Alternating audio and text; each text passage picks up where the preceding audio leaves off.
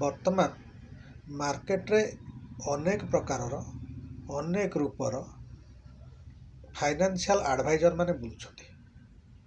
ଏମିତି financial adviser ନା ତାଙ୍କ ପାଖରେ କୌଣସି ଜ୍ଞାନ ଅଛି ନା ମାର୍କେଟ କ'ଣ ଫାଇନାନ୍ସ କ'ଣ ସେ ବିଷୟରେ ସେମାନେ କିଛି ଜାଣନ୍ତି, କିନ୍ତୁ ସେମାନେ ଫାଇନାନ୍ସିଆଲ ଆଡ଼ଭାଇଜର ହେଇଯାଇଛନ୍ତି।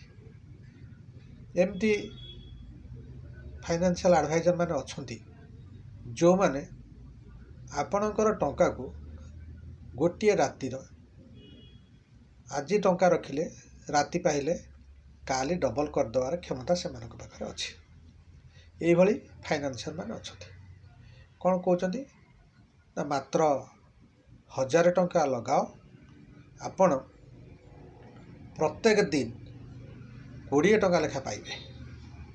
ଆଉ ଆପଣଙ୍କ ମାଧ୍ୟମରେ ଆପଣଙ୍କ ଡାଉନରେ ବା ଆପଣଙ୍କ ତଳେ ଯଦି କିଏ 1000 ଟଙ୍କା ଲଗେଇଲା ତାହେଲେ ସିଏ ପ୍ରତ୍ୟେକ ଦିନ 20 ଟଙ୍କା ପାଇବ, ଆଉ ଆପଣ ତାଠାରୁ 5 ଟଙ୍କା ମଧ୍ୟ ପାଇବେ। ତେଣୁ ଏଇଭଳି ଭାବରେ ସେମାନେ ଫାଇନାନ୍ସିଆଲ ଆଡ଼ଭାଇଜର ଦେଇ ଚାଲିଛନ୍ତି ଏବଂ ସେମାନଙ୍କ କଥାକୁ ମଧ୍ୟ ସମସ୍ତେ ବିଶ୍ୱାସ କରୁଛନ୍ତି ଏବଂ ସେଇ ଅନୁଯାୟୀ 1000 ଟଙ୍କା ତ ଆଉ ଲଗେଇଦେବା, 1000 ଲଗେଇ ଦେଉଛନ୍ତି। ଆପଣମାନେ ଥରେ ଚିନ୍ତା କରନ୍ତୁ, ଯଦି ଏଇଭଳି ପ୍ରତ୍ୟେକ ଚେନ୍ ଗୋଟିଏ ମାସ ଚାଲେ ଏବଂ ମୋ ତଳେ ଜଣେ ରଖିଲା 1000, ତା ତଳେ ଆଉ ଜଣେ ରଖିଲା 1000, ସେମିତି ତ କିଛି ନାହିଁ। ମୋ ତଳେ ଜଣେ ହିଁ 1000 ରଖିପାରିବ, ମୋ ତଳେ ବି 50 ଜଣ 1000 ରଖିପାରନ୍ତି ଏବଂ ଏମିତି ଗୋଟିଏ ମାସ ସମସ୍ତେ ବିଶ୍ୱାସ କରିକି 1000 ରଖି ଚାଲିଲେ।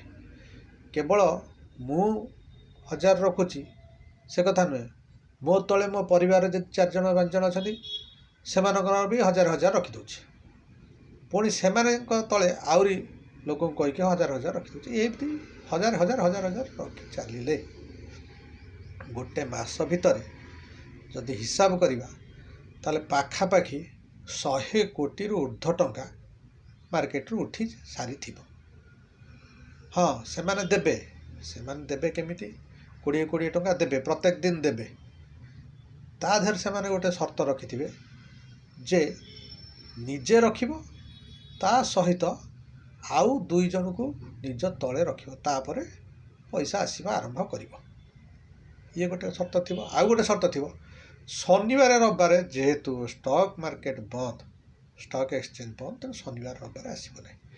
କିନ୍ତୁ ଶନିବାର ରବିବାର କ'ଣ କରିବା ଆମେ ନା ସେଦିନ ଛୁଟି ଥିବ, ଆମେ ସେଦିନ ବେଶୀ କାମ କରିବା, ବେଶୀ ଲୋକଙ୍କର ପଇସାକୁ ଉଠେଇବା।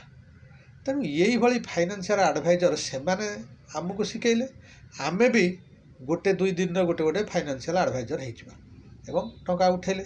ଏମିତି ମାର୍କେଟରୁ ଟଙ୍କା ଉଠେଇଲେ ଠିକ୍ 30 ଦିନ ସରିବ, 31 ଦିନ ସେ ସଂସ୍ଥା ବନ୍ଦ ହେଇଯାଇଥିବ। ସେ ସଂସ୍ଥାର ଅଫିସ୍ ଆମେ ଦେଖିନଥିବେ, କିଏ କାମ କରୁଛି ଆମେ ବି ଜାଣିନଥିବା। ସରିଲା। ଗୋଟିଏ ଟଙ୍କା ଲୋକଙ୍କୁ ଦରିଦ୍ର କରି ଆମେ ଆମମାନଙ୍କ ମାଧ୍ୟମରେ ଦେଇଦେଲେ।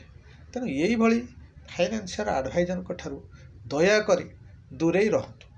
ଯଦି ଆପଣଙ୍କ ପାଖରେ ପଇସା ଅଛି ଏବଂ ପଇସାକୁ ଆପଣ ଠିକ୍ ଜାଗାରେ ଲଗାଇବାକୁ ଚାହୁଁଛନ୍ତି, ବ୍ୟାଙ୍କ ଅଛି, LIC ଅଛି, ତା ସହିତ ଇନ୍ସୁରାନ୍ସ ଅଛି, ଆଉ ସଂସ୍ଥା ଅଛି, SIP ଅଛି।